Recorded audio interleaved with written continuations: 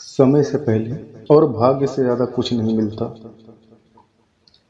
सेठ नारायण दास जी केवल धनी ही नहीं बल्कि बेहद धार्मिक और विवेकशील इंसान थे, जिनके पास काफी दौलत थी।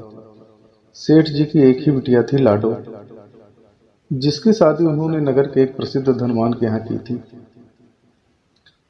अब इसे प्रारब्ध का खेल कहें या बिटिया का दुर्भाग्य, जिस लाडो बिटिया की शादी उन्होंने इतनी धूमधाम से की थी, उसका पति नाकारा और निकम्मा निकल गया। जुए और शराब की लत ने उसे बर्बाद कर दिया। उसके इन्हीं हरकतों की वजह से लाडो के ससुराल वालों ने उसे और उसके पति को जायदाद का हिस्सा देकर घर से बाहर निकाल दिया। लाडो और उसका पति एक किराए के मकान में रहने लगे। लाडो ने अपने पति को समझाने की बहुत चेष्टा की, परंतु उसका पति न सुधरना था न सुधरा। नतीजा ये हुआ कि उसके पति ने जायदाद में मिले हिस्से को भी जुए और शराब में उड़ा दिया। हालात इस कदर खराब हो गए कि लाडो को अपना घर चलाने के लिए दूसरे के यहाँ नौकरी करनी पड़ी। बेटी की ये हालत देखकर सेठानी जी रोज सेठ जी से कहती कि आप दुनिया की मदद करते हो, मगर अपनी बेटी परेशानी में होते हुए उसकी मदद क्यों नहीं करते हो। सेठ जी कहते कि जब उसका भाग्य उदय होगा तो अपने आप सब मदद करने को तैयार हो जाएंगे। एक दिन सेठ जी घर से बाहर गए थे कि तभी उनका दामाद घर आ गया। सास ने दामाद का आदर सत्कार किया और बेटी की मदद करने का विचार उनके मन में आया।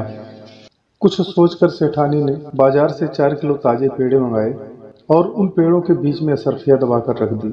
जब दामाद विदा होकर जाने लगा, तब सेठानी ने पेड़ों से भरी थैलियां दामाद के हाथ में रख दी। दामाद पेड़े लेकर ससुराल से चला। रास्ते में दामाद ने सोचा कि इतना सारा वजन कौन लेकर जाए, क्यों ना ये मिठाई किसी दुकान पर बेच दिए जाएं। बेचने से जो पैसे मिलेंगे उससे आज शाम का खर्चा चल जाएगा। दामाद ने पेड़ों से भरी थैली एक मिठाई वाले को बेच दी और पैसे जेब में डालकर चला गया। उधर सेठ जी दुकान से घर आ रहे थे। उन्होंने सोचा कि घर के लिए मिठाई की दुकान से पेड़े लेता चलूं। भाग्य से सेठ जी उसी दुकान पर पहुंचे जहां कुछ देर पहले उनका दामाद पेड़ा बेचकर गया था। सेठ जी ने दुकानदार से 4 किलो पेड़े मांगे। मिठाई वाले ने वही पेड़े का पैकेट सेठ जी को वापस बेच दिया। सेठ जी पेड़े लेकर घर आए और मिठाइयाँ सेठानी के हाथ में पकड़ा दी। सेठानी ने जब मिठाई की थैली को हाथ में लिया तो उन्हें तुरंत सब पता चल गया। सेठानी जी समझ गई कि यह तो वही थैली है जिसे मैंने अभी दामाद जी को दिया था। सेठानी ने थैली से पेड़े निकाले और उन्हें वही फोड़ने लगी। पेड़ों के साथ असरफियाँ बाहर आती जा रही थी और सेठ जी आश्चर्यचकित होकर देख रहे थे।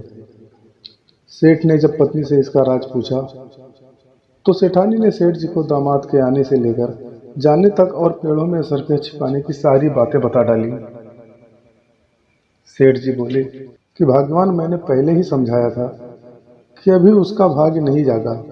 देखा, मोहरे ना तो दामाद के भाग्य थी और ना ही मिठाई वाले के भाग्य में। इसीलिए कहते हैं कि भाग्य से ज्यादा और समय से पहले ना किसी को कुछ मिलता है और ना मिला है। इसीलिए ईश्वर जितना दे उसी में संतोष करो।